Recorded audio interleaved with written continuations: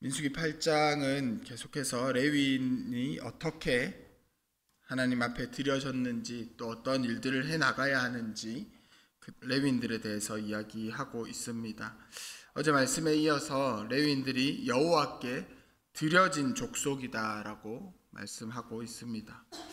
그래서 그들을 정결하게 하고 물을 뿌리고 또 옷을 세탁하고 안수하는 등 여러 가지 절차를 거쳐서 레위인들은 하나님께 드려졌습니다. 하나님의 것이 되는 절차를 거쳐서 이제 완전히 하나님의 것이 되었습니다. 오늘 14절 말씀을 보면 이렇게 이야기합니다. 너는 이같이 이스라엘 자손 중에서 레위인을 구별하라라고 말씀하셨습니다. 구별한다는 것은 보통의 것과 다르다라는 거죠. 여러 가지가 있을 때에 떼어서 따로 두는 것입니다. 보통의 것과 다른 모습, 평균의 것과 다른 모습입니다. 레위인들은 다른 지파 사람들과는 다른 모습으로 살아야 했습니다. 그들의 삶의 모습 자체도 완전히 달랐습니다. 다른 족속들은 스스로 일을 해야 했지만 레위인들은 회막에서 일하면서 백성들이 가지고 나온 11조를 받아서 생활을 했습니다. 그리스도인도 뭔가 다른 모습으로 살아야 합니다. 그리스도인도 이 땅 가운데서 살아가서 이 땅의 법칙을 따라 살아가야 하지만 그 가운데에 하나님의 자녀이기에 다른 모습이 분명히 있어야 합니다. 사실 이 땅에서 평범하게 사는 그것도 쉬운 일은 아닙니다. 그런데 그 평범하게 사는 모습에서 또 하나님의 자녀라면, 그리스도인이라면 뭔가 다른 모습이 있어야 한다는 것입니다. 인류 역사에서 그리스도인들은 항상 다른 모습으로 살아왔습니다. 중세시대 흑사병이 창궐했을 때 많은 사람들이 그들을 가까이 하기 두려워하고 혐오했지만 그들을 간호하고 돌봤던 사람들은 그리스도인들이었습니다. 또 얼마 전 미얀마 지진 소식을 또 담임 목사님 통해서 들었을 때도 그 이전에, 이번 지진 이전에 자연재해가 있었을 때 자국민들은 돕지 않았지만 세계의 다른 교회들이 또 우리나라 교회의 그리스도인들이 그들을 도와서 그들이 그 모습에 감동을 받고 또 하나님을 믿게 되었다라는 소식도 들었었습니다. 그리스도인들의 삶은 나의 삶을 돌보는 것도 있지만 타인의 삶을 돌보면서 하나님의 사랑, 내가 먼저 알고 깨달았던 그 하나님의 사랑을 나누어야 하는 삶입니다. 그렇게 그리스도인들은 분명히 이 땅 가운데서 또 다른 예수 그리스도의 모습을 보여주며 살아가야 합니다. 우리가 그렇게 살아야 하는 이유는 우리가 하나님의 소유가 되었기 때문입니다. 또 회막에서 봉사할 것이기 때문입니다. 레위인들은 하나님께서 택한 백성들 가운데서 하나님의 것이다 라고 구별하여 주셨고 그렇게 성전에서 봉사하게 하셨습니다. 성전에서 봉사한다는 것은 매우 중요하고 또 매우 때로는 부담되는 일입니다. 그래서 그들은 봉사하기 이전에 정결하게 하여 요제로 하나님께 먼저 드려졌습니다. 요제는 또 하나님께 드리는 제사의 방식 중에 하나인데요. 독립된 제사의 방식이라기보다 번제나 이렇게 다른 제사의 방식 가운데에 하나 포함되는 절차입니다. 제단 앞에서 제물을 들고 하나님 앞에 나아가서 제사장이 그 제물을 가슴 높이 정도 들고 흔들면서 하나님의 것입니다 라고 고백하는 그런 방법 절차 중에 하나입니다. 그렇게 레위인들이 하나님께 제물로 드려진 후에 봉사할 수 있습니다. 제물로 드려졌다는 것은 완전히 나의 삶을 포기한 것, 나의 모든 것을 하나님 앞에 나의 이전의 모습을 다 죽이고 하나님으로부터 다시 살겠다는 그 고백이 드려지는 것입니다. 제물로 드려진 이후에 여호와의 전에서 이제 레위인들은 봉사할 수 있게 되었습니다. 그 근거에 대해서 하나님께서 16절에서 19절에서는 장자를 대신해서 이스라엘 백성들의 모든 장자, 처음 태어난 것들을 대신해서 내가 성별하였다라고 말씀하고 있습니다. 레위인들은 모든 이스라엘 족속들의 장사를 대신해서 하나님의 소유가 되었습니다. 출애굽 때를 하나님께서 떠올리게 하셨습니다. 출애굽 때에 이스라엘 백성들을 하나님께서 구출하실 때에 마지막 재앙, 10개의 재앙 중에 마지막 재앙, 모든 처음 난 것들을 죽게 하셨던 그 재앙이 있었습니다. 그런데 그때에 하나님께서 이스라엘 백성들에게 먼저 알려주셨죠. 어린 양을 잡아서 그 문설주에 그 피를 바르면 내가 나의 백성임을 알고 넘어가겠다, 지나가겠다, 패스오버 하겠다. 그래서 유월절을 기념하게 하셨습니다. 이들은 죽을 수밖에 없는 운명이었지만 하나님과의 약속 때문에 하나님께서 넘어가 주셨습니다.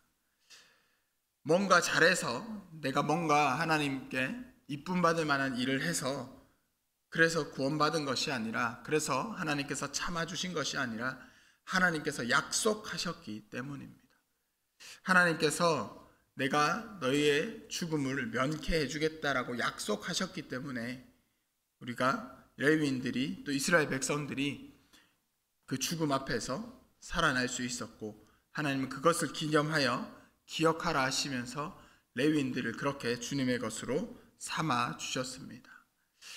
그들은 이제 이스라엘 모든 백성들을 대신해서 회막에서 봉사합니다. 이스라엘 자손들을 위해서 속죄제가 되어서 그들을 대신해서 회막에서 봉사하게 됩니다.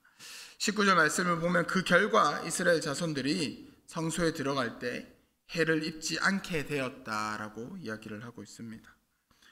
레위인들이 회막에서 봉사하게 되면서 모든 이스라엘 백성들을 대신해서 속죄제가 되었기 때문에 이스라엘 백성들이 위험성 없게 해를 입지 않고 이제 성전에 들어갈 수 있다는 것입니다. 다르게 말하면 레위인들은 항상 죽음의 위험 앞에 놓여 있는 것입니다. 성소는 하나님의 거룩함이 임재하는 곳입니다. 즉 죄가 공존할 수 없는 장소입니다. 죄가 있는 상태로 들어간다면 죽을 수밖에 없는 곳이 성소입니다. 그런데 그 자리에 모든 이스라엘 장자들이 봉사해야 하는 자리인데 레위인들이 대신해서 그 자리에서 일을 하고 있습니다. 레위인들은 항상 죽음에 노출되어 있는 것이죠. 그래서 그들은 더 정결하게 살아야 하고 더 하나님 앞에 깨어 있어야 했습니다. 모든 이스라엘 백성들을 대신해서 속죄물이 되어서 성막에서 일을 하는 것입니다. 우리가 예배하고 교회에서 섬기는 것, 우리가 속죄물이 되어서 주님 앞에 예배하고 섬기는 것입니다. 그래서 어쩌면 우리도 레위인들처럼 항상 깨어서 나의 죄의 모습에 대해서 깨어서 하나님 앞에 내가 성결한지, 내가 깨끗한지, 주님 앞에 예배하러 나올 때에, 봉사할 때에 죄의 모습이 있지는 않은지 항상 돌아보아야 할 것입니다. 우리도 레위인들처럼 항상 죽음에 노출되어 노출되어 예배하고 죽음의 문 앞에서 봉사해야 하지만 예수 그리스도께서 대신해서 속죄물이 되어 주셨기 때문에 우리가 속죄물이 아니라 은혜 누리는 성도로 예배할 수 있는 겁니다. 우리가 이 사실을 항상 기억하면서 예배할 때마다, 교회에서 섬길 때마다 내가 죽어야 하지만 예수께서 속죄물이 되어 주셨기 때문에 그 은혜로 내가 예배할 수 있고 그 은혜로 내가 섬길 수 있음을 기억할 수 있는 우리가 되었으면 좋겠습니다. 레위인들이 이제 봉사를 시작하면서 어떻게 하는지 또 계속해서 기록하고 있습니다. 오늘 말씀 앞에서도 이런 지침이 있었습니다. 그래서 레위인들이 어떻게 임직식을 하는지 20절부터 26절에 그렇게 보고하고 있습니다. 23절에서 25절은 앞에서의 이야기가 이제 반복됩니다. 어떻게 봉사해야 하는지 또 무엇을 도와야 하는지 이야기를 합니다. 그러면서 성전에서 봉사하는 나이에 대해서 이야기를 합니다. 그런데 민수기 4장과 8장의 내용이 조금 다릅니다. 민수기 4장에서는 레위인들을 30세에서 50세까지 봉사하라라고 기록했지만 오늘 읽은 본문에서는 25세에서 50세까지 봉사하라라고 기록하고 있습니다. 이에 대해서 어떤 학자들은 25세부터 5년 동안은 이 봉사를 위한 교육을 받는 기간이다라고 이야기를 하기도 합니다. 그런데 이 교육의 기간이라고 했을 때에 다른 장소에서 하는 것이 아니라 이 5년도 성소에서 행하게 됩니다. 비록 교육받는 기간일지라도 그 기간 동안도 거룩하게 주님 앞에 드려졌고 그 기간도 구별하여 하나님 앞에 드려진 자들입니다. 교육받는 이 기간 동안도 하나님 앞에 정결해야 하고 이 시간도 하나님 앞에 구별하여 행해야 한다는 것입니다. 여호와를 섬기며 사는 우리는 이 말씀을 따라서 성결하게 살아야 합니다. 그런데 완전 무결한 삶, 성결한 삶, 깨끗한 삶이 가능할까요? 불가능합니다. 우리가 아무런 죄 없이 살아간다는 것 불가능합니다. 제가 어거스틴이었던 것으로 기억하는데요. 그의 일화에서 이런 이야기가 있었습니다. 하나님 앞에 완전 무결한 삶을 살아야겠다라고 다짐하고 작은 죄도 고백하며 회개해야겠다라고 다짐하면서 교회에서 기도를 했다라고 합니다. 여러 가지 죄악에 대해서 막 회개 기도를 하고 이제 예배당을 나서서 나아갔습니다. 그러다가 예배당 문지방에 발이 걸려서 넘어질 뻔했습니다. 순간 마음에서 짜증이 올라왔습니다. 가던 길을 멈추고 다시 돌아와서 그 짜증에 대해서 회개 기도를 했다고 합니다.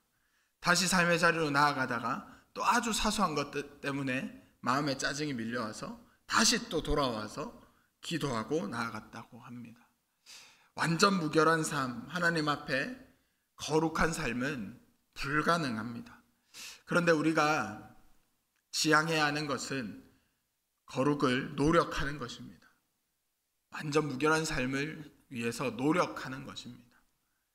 작은 죄에 대해서도 민감하게 반응하면서 하나님 앞에 회개하고 작은 분냄에 대해서도 민감하면서 하나님 앞에 회개하는 삶을 살아가는 겁니다.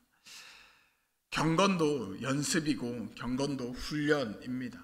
계속해서 내가 하나님 앞에 나의 몸과 마음을 깨끗하게 하려고 노력하는 것, 작은 것에서도 하나님의 말씀이 기준이 되는 것, 너무 사소해서 이런 것까지 내가 회개해야 할까 하는 것조차도 회개하면서 거룩을 유지하려고 하는 삶을 살아가는 겁니다. 레위인들이 여러 가지 절차를 통해서 몸을 깨끗하게 하고 마음을 깨끗하게 하면서 하나님 앞에 나아갔던 것처럼 우리도 예배를 통해서 기도를 통해서 우리의 몸도 또 우리의 마음의 깊숙한 곳까지 돌아보면서 계속해서 성결한 모습을 만들어 가려고 거룩을 연습하면서 경건을 훈련하면서 주님 앞에 살아가는 우리가 되었으면 좋겠습니다. 그래서 우리가 교회에서 예배하는 모습도 일상에서 살아가는 우리의 삶의 모습도 경건한 모습으로 주님 앞에 거룩을 연습하는 삶을 살아가는 우리 모두가 되기를 주님의 이름으로 축복합니다.